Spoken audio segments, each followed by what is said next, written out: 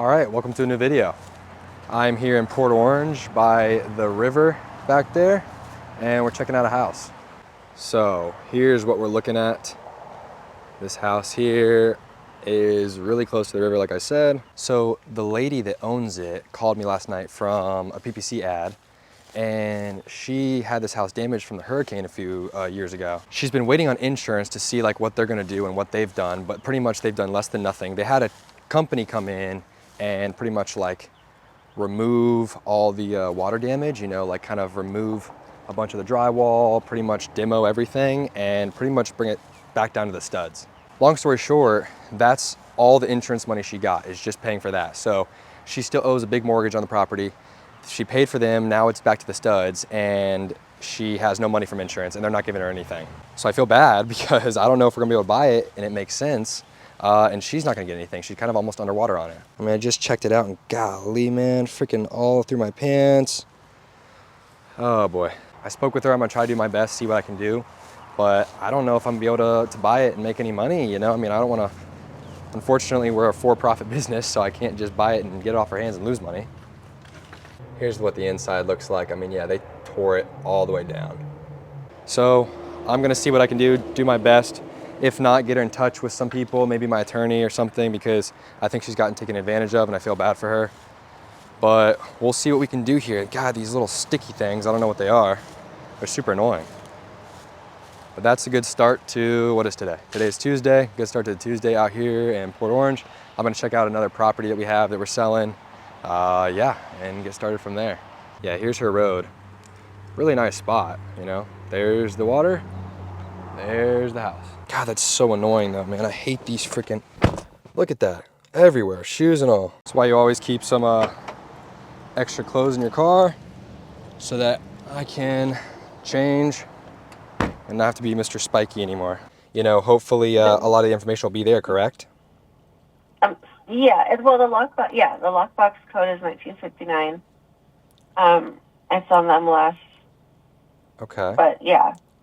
And you said she's looking to get 360? 365. 365. Okay, gotcha. And that's her bottom. That's her bottom line. Yes. Okay, got it. I see you have it listed there. You're not getting any offers around there? We are. We just had somebody who sent an offer for 365, and then they got us under contract. It was like, I feel like it's been happening over and over again, where they'll say like they want the house so bad, try to do a whole plan or whatever their design is that they want to do, and then they'll change their mind. So I just feel horrible that she's going through this. So I said, let me call some of these, you know, some direct buyers. All right, so I'm at another house here in Deltona that I'm going to try to get under contract.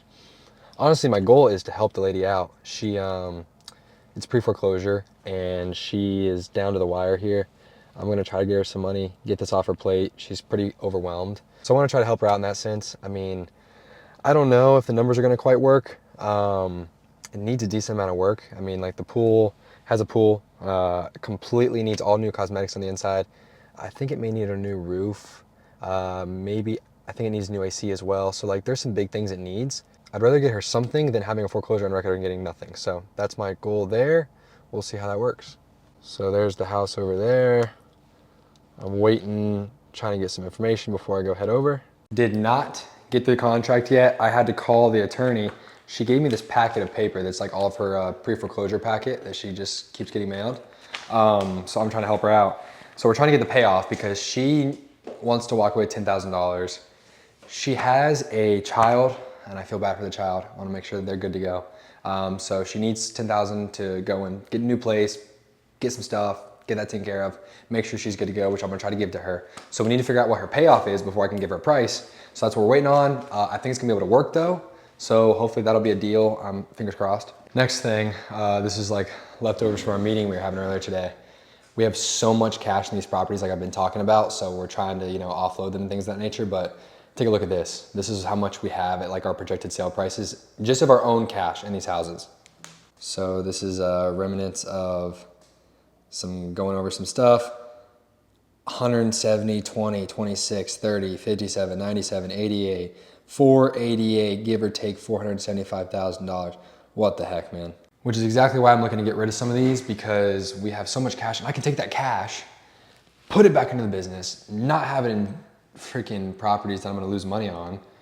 And so it's frustrating, it's really frustrating. I just wanna get the cash back so that we can operate accordingly, hire more marketing, more things, more training, you know, more things that actually help grow the business. So that's just like a big thing that's always constantly in my mind right now, is that all my cash is tied away, tucked away, can't do anything with it, and it sucks.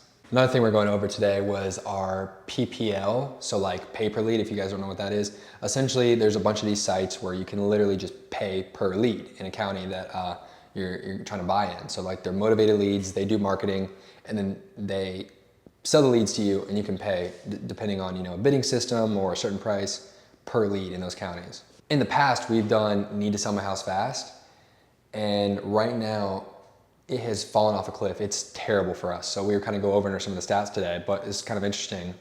This is the Need to Sell My House Fast website, like the back end. So I mean, if you guys are kind of like solo entrepreneurs and stuff like that, and you're trying to just get some leads in, I mean, you know, maybe you could get some. They're kind of cheap right now, but I've left it at $75 per lead, and we're still getting some. It's just been the worst performance ever. I mean, we used to spend, you know, 15K at one point a month. Now we're down to 5, and we can't spend it because like the leads are just so bad. So now it's PPC and direct mail. I had another meeting about some direct mail today to maybe start sending some postcards. We're struggling with appointments right now. I was talking with a buddy today, and we were kind of having the conversation of if we were starting over in today's market and I had less than $3,000 a month to spend on advertising, I'll be honest with you, I wouldn't spend money on advertising. I would probably keep that money and I would just go get referral deals. So like I would go to agents, I would go to other real estate agents and other people in the industry and tell them what I'm doing, talk to them, tell them I'd pay them, you know, for bringing me deals, things of that nature, and just try to get like some referral deals, because it's expensive right now, especially if you don't know, if you're not dialed in with like sales and like have a system, have a team or yourself where you're on top of all of your leads, it's really expensive. So like you can spend a lot of money and waste a lot of money if you don't know how to manage leads appropriately. So like, even if you do have a good team, I'm telling you, man, one of our best lead sources, in which we're getting back into right now, we're building out actually a whole team, a whole side of it, is realtor referrals. So any realtors, if you guys have deals, send them my way. I'd love to partner with you, but I go in and I partner with realtors. I do brokerage meetings all the time now. So if you guys are looking for deals, I highly recommend trying to set up like brokerage meetings, set up those brokerage meetings and pitch to them. What we pitch is, if a realtor brings me a deal, I'll pay them 1% up front. So I buy the house, I pay them 1% up front. I fix it up and then give them the full listing on the back end, you know, at full retail, full commission. Bring me a crappy house, I give them good product, and they don't have to deal with anything. So like that's been serving us really, really well. If you guys are struggling with like cost per contract and stuff, I definitely would look into referrals, like something that's like free, right? So like realtors has been my number one thing. Like I said, go in those offices, you know, talk to people, maybe even other wholesalers, I don't know what the case is, or go to maybe some nursing homes, which we're gonna be trying that out. We actually have OG, shout out my man OG.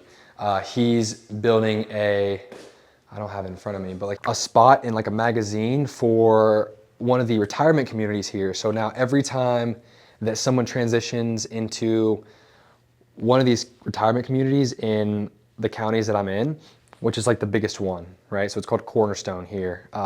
They're huge. They take a bunch of the retirees, and Florida's a big retirement market. We're gonna pretty much be in there, and I'm gonna be the home buyer. So, you know, like there's people that may have other services, things of that nature, but like if anybody's selling a home and they wanna sell it as is, it's gonna be a picture of my face, but we're gonna have a whole page. It's gonna be like, hey, call Hometown Home Buyers. We buy your house as is, because there's a lot of transitions, right? So it's like, you know, elderly people, maybe their family's helping them out and they don't wanna deal with the house. It's like, we'll buy it, take care of it as is, obviously.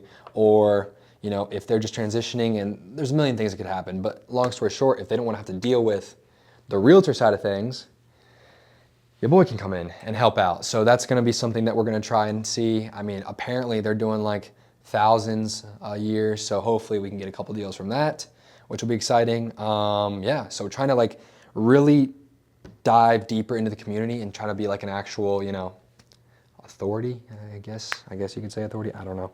But trying to get some, you know, people to know that like, you know, we're the home buyers in the area. I need to do a better job, but I only end up filming these videos when everybody's left the office. So I don't know, it just seems to happen that way because there's stuff going on. But I need to start getting more of everyone maybe in the vids so we can talk more about everything and everyone's position, things of that nature. But every time I film, everyone's already left. So I think it's just because I think about it at that point. During the day, there's just too many fires.